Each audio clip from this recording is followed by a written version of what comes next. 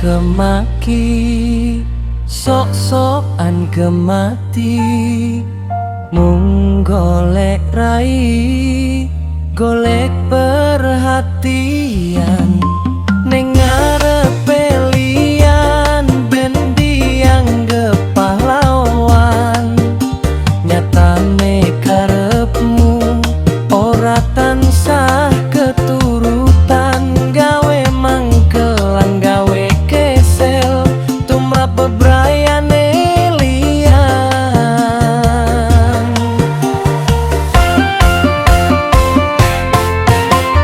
Dasar munafik maca dadi wong apik nanging atimu licik.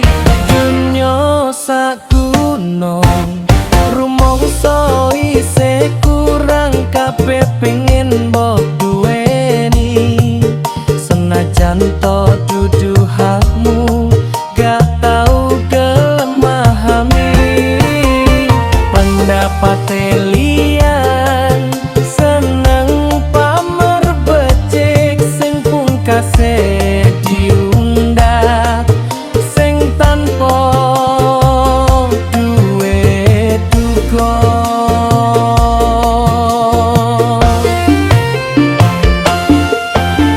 Becik ngadoh lan ngalah wong kaya kowe gak perlu di sana.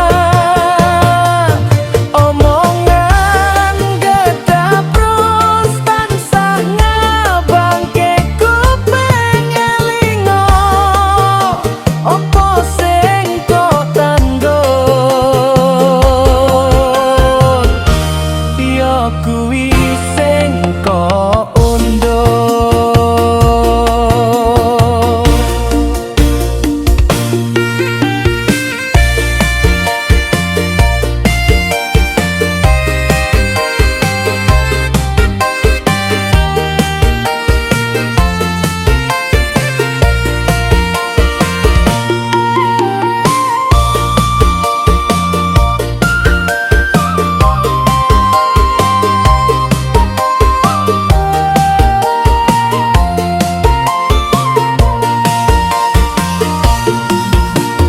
Rasa kemaki, sok-sokan gemati, mung golek rai, golek perhatian ning ngarepe liyan ben dianggep pahlawan.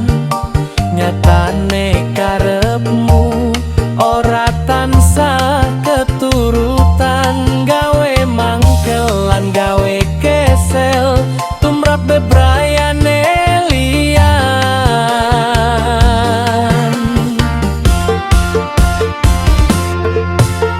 Dasar munafik maca dadi wong apik nanging atimu licik.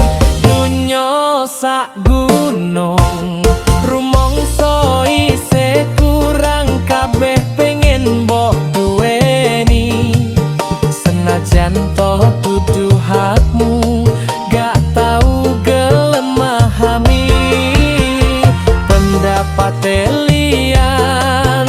Seneng pamer becik sing pungkase diundang, sing tanpa duwe duga.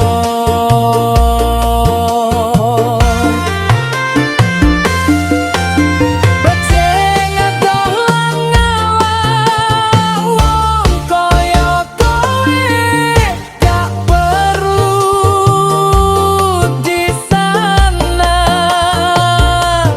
Omongan gedabros tansah ngabangke kuping elingo, opo sing kok tandur